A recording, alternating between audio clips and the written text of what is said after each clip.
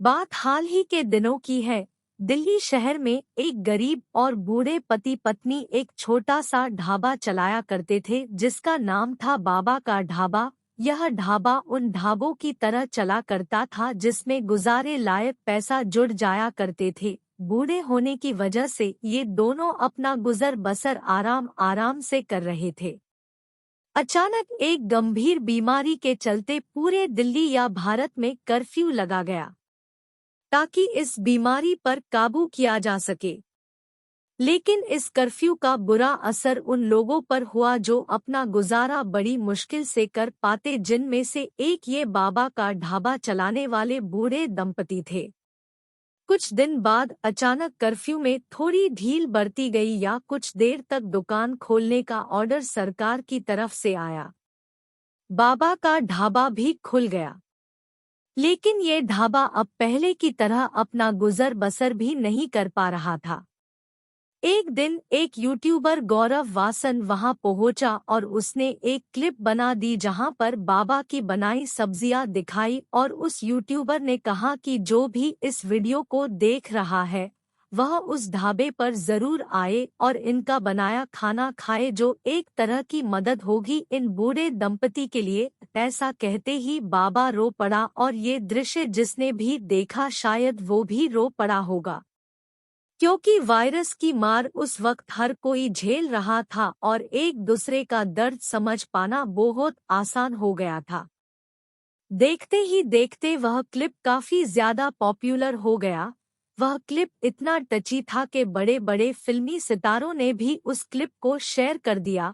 फिर क्या था, जो ढाबा मुश्किल से चल पा रहा था वह अब दौड़ने लग गया। कुछ फिल्मी सितारों ने भी वहां आकर खाना खाया, जिसके चलते बहुत लोग मीडिया के भी इकट्ठे हो गए और बाबा का ढाबा एक छोटे नुक्कड़ से निकलकर अखबारों, न्यूज़ चैनल्स और सोशल मीडिया में ट्रेंड करने लगा। बाबा की तरक्की देखते हुए कुछ लोगों ने आकर बाबा के कान भरने शुरू कर दिए।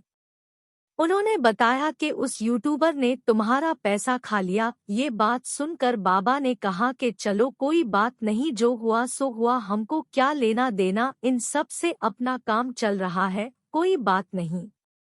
लेकिन वह लोग अक्सर बाबा को बोलते कि वह यूट्यूबर आपका पैसा खा गया। बार बार किसी के बोलने पर बाबा को सब सच लगने लगा और उसने एक लिखित में शिकायत पुलिस को दी कि मेरा पैसा यूट्यूबर के पास है। अब जिस यूट्यूबर की वजह से ये ढाबा चला था उसको पुलिस स्टेशन जाना पड़ रहा था और मीडिया इस सब को लगातार कवर कर रहा था।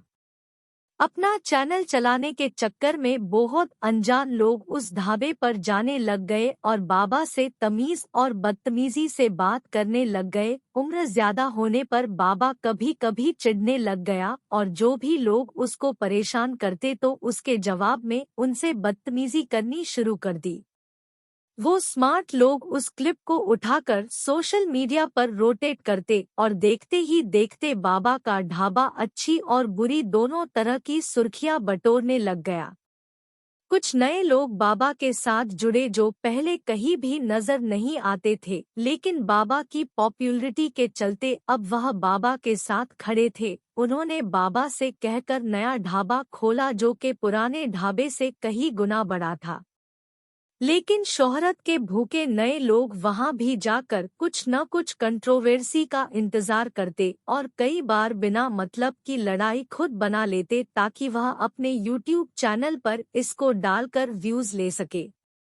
लेकिन कोई भी ये नहीं सोच रहा था कि वह आदमी अपनी उम्र के आखिरी पड़ाव में है।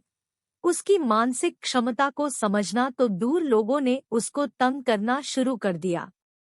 कुछ दिन बाद बाबा के पैसे खत्म हो गए और नया ढाबा चल नहीं पाया, क्योंकि वहां कस्टमर से ज्यादा क्लिप्स लेने वालों का रश लगा रहता था। बाबा अपने पुराने ढाबे पर वापस आ गया और ये सब एक नई खबर बन गई।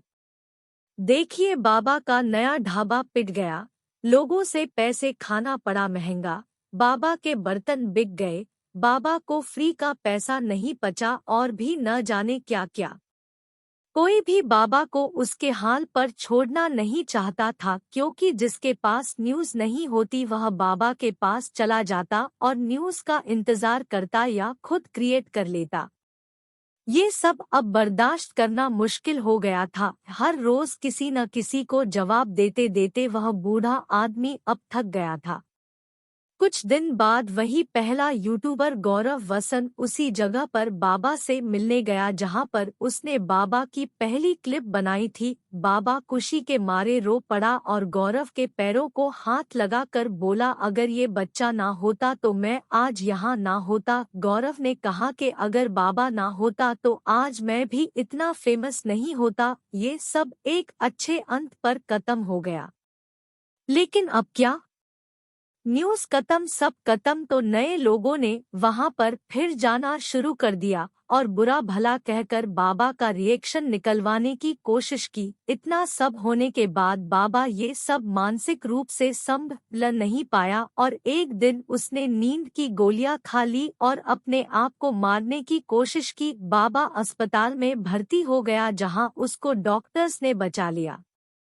बाबा तो अब खतरे से बाहर है, लेकिन हमारे हिसाब से खतरा उन लोगों से हमेशा बना रहेगा जो जानबूझकर बिना किसी चीज की परवाह किए उस बूढ़े आदमी से कुछ भी बुरा भला कह देते हैं। बात यहाँ बाबा कांता प्रसाद की नहीं है, बात मानसिकता की है। हम सबको अपने फायदे के लिए किसी का भी नुकसान नहीं करना चाहिए, भले ही वह नुकसान शारीरिक हो या मानसिक। इस कहानी को ज्यादा से ज्यादा शेयर करें और ऐसी बुरी मानसिकता को रखने वाले लोगों तक जरूर पहुंचाए। धन्यवाद।